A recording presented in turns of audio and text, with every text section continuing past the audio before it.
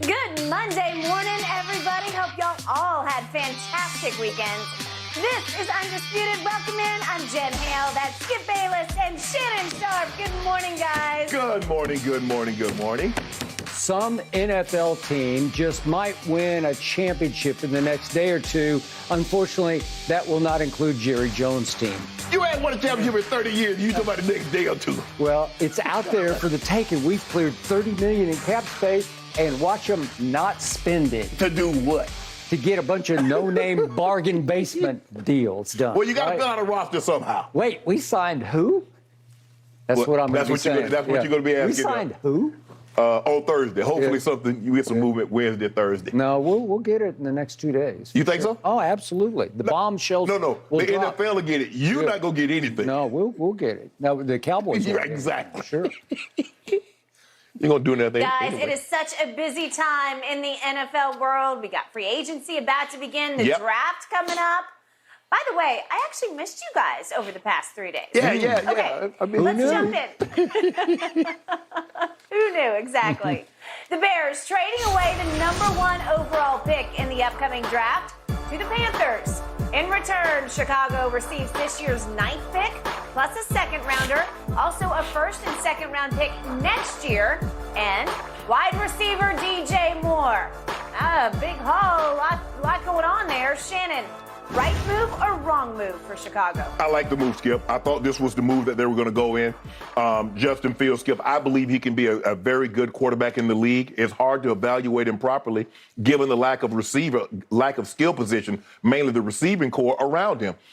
They make the trade with the Carolina Panthers, and they get DJ Moore. Skip, DJ Moore has 5,200 receiving yards. Do you realize that had he been on the Bears roster, that's the all-time leading receiver in Bears history?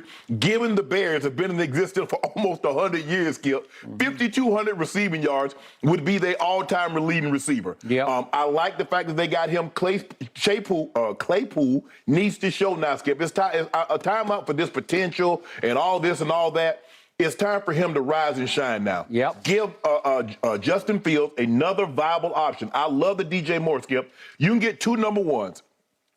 You get 2 1s, 2 2s, and I think a 5th in this out of this. So you get an opportunity to build around Justin Fields. You still have some money in free agency. Who knows? You might go get another receiver. I would look to build offensive line-wise, Skip. You can go in the draft, get an offensive lineman if that's what you choose to do with the 9th pick in the draft. So there's a lot of ways you can build this team, but now you get to build it around Justin Fields. Skip, I like the move. I thought this was the area that they were going to go. I know there's some things that he said that lead you like, well, damn, bro, you in Chicago. They're not putting a dome in Chicago. I understand it's cold, but you're going to have to learn how to throw in the elements because that's one of the advantages that the Bears have is the elements. So for me, Skip, I like the move. He said this is a part of the process. Ryan Poles says this is a part of the process of putting a team around Fields that can help him. And they started with a solid #1. I believe DJ Moore is a #1 receiver. You get the 9th pick in the draft, Skip. So it's not like you went from 1 all the way to the 20s or to the teens. You still in the top 10. So who knows? There's somebody that you might got to have. You can parlay some of the assets that you've received from Carolina and move up and get, if there's said player that you really, really love and you feel that he can help your team immediately. But I like the pick, Skip. You see what Seattle did. Seattle traded Russ, made the playoffs, and got the #3 pick in the draft. I still believe Carolina gonna be bad next year. Guess what? They're gonna get another top 10 pick, possibly top 5. So I like the move for the Chicago Bears because I believe Justin Fields is the right guy for them. They put pieces around him, and let's see what he can do. Because we've seen what young quarterbacks, Skip, when you put pieces around them. Hey, Joe Burrow, he has Jamar Chase, and we saw what Stephon Diggs did for Josh Allen. We see what these young quarterbacks, when you give them proven wide receivers, we see the maturation and they take off. I believe that same thing can happen for Justin Fields. Okay, I will give you this much. I love the haul that the Bears received for that #1 overall pick.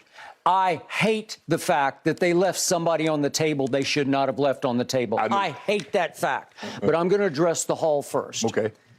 I love DJ Moore. You can look it up or you can check the tape from this show. Before the 2018 draft, I campaigned for my Dallas Cowboys to take DJ Moore. He went 24th. They picked 19th. So he was on the board, and they took somebody named Leighton Vander Esch, about whom I knew very little because I had not focused on him at Boise. But the point was, he turned out to be pretty good. A little injury prone, but pretty good. Is he better than DJ Moore? I don't think so. But at least Jerry did something that he rarely ever does.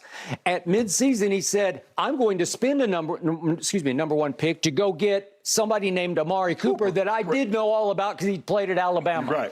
And he'd struggled under John Gruden, who never bought into him, didn't think his motor ran hot enough for John Gruden's taste. And all of a sudden, my Cowboys, with the addition of Amari Cooper, took off at midseason.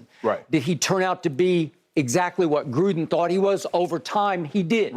And they finally had to, after they overpaid him $20 million a year, they had to get out from under him by saying, Cleveland, would you please just take him off our hand and maybe give us a 5th round back for him? Okay, DJ Moore can play. He will definitely help Justin Fields.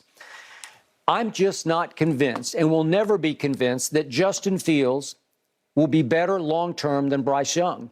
I am sold on Bryce Young. I thought you were. I think you still are. I am. Okay. He is a better thrower of the football than Justin will ever be. Justin is very good. This other kid from Alabama can be exceptional at this next level. I love his guts. I love his moxie. I love his charisma level with the football in his hands. I love his poise. I love his clutch guts. I don't know how many times he came up big with big throws for Alabama. I don't care he's 5'10" and an eighth. I don't care he weighs 204 or 194 with a lot of water weight on him for 204. I don't care about that. He can play the position at an extremely high level, as we especially saw in his Heisman year of 2 years ago. It's now or never. It's a very difficult thing to do because you have the quarterback in place and you say, if we just get the pieces around him, maybe this will do it. DJ Moore definitely will help. But I still look at the numbers from last year. They still have the #1 overall pick, and they had Justin Fields, and he came within 64 yards of setting the all-time rushing record for a quarterback in a single season. He got banged up at the end of the year, and he's probably going to get banged up fairly regularly because he does run, and he runs full bore. He is an explosive downfield runner, not so much a make you miss. He runs strong. I keep comparing him. He's almost like an Eric Dickerson at quarterback. He's a long strider. I did not see that at Ohio State. But he's a 60% completion passer. That's not nearly good enough. It's just not good enough. He got sacked 55 times, which led the league. That's partly the line's fault, and some of it's his fault, because you tend to start bolting because you feel like I can do that, and it works. I can get a big 20, 30-yard chunk. He got some runs against the Cowboys at Dallas where I was like, whew, that's extraordinary. But will it win you football games? Not enough. You know and I know. In the end, it's all about the quarterback throwing from the pocket. If he can escape, that's just icing on his cake. But the cake has to be throwing the football accurately downfield.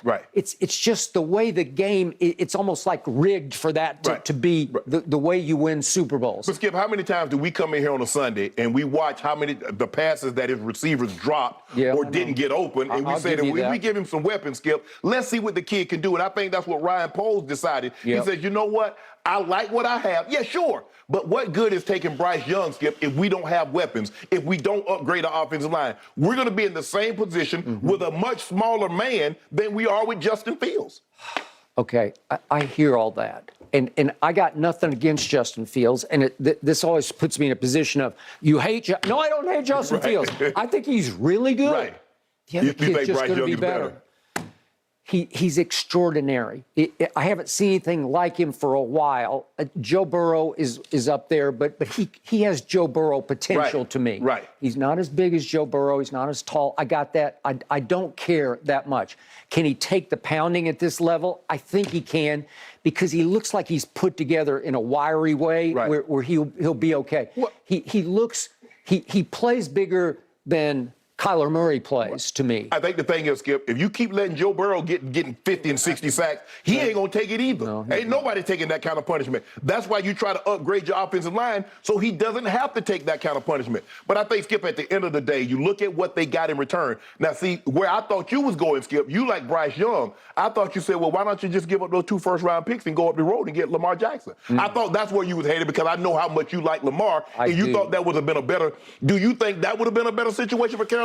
Because you keep the 2 seconds, you keep DJ Moore, and you keep your 4th or 5th round pick that you also gave up. The Lamar thing is so complicated right now because the first thing that has to happen is a contract. You have to sign the tender. Right. No, I mean he has to sign the tag tender because right now he's untradeable. Right.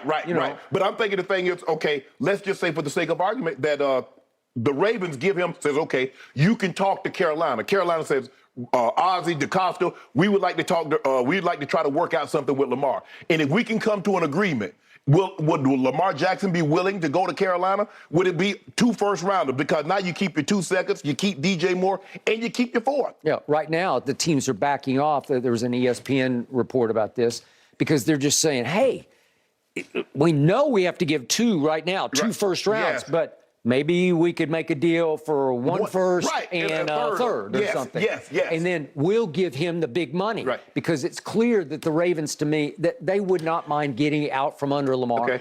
They just shamed him to me. They disrespected him. They said, we'll even put the non-exclusive on you so we don't have to pay you $45 million for exclusive. It's only $32 million.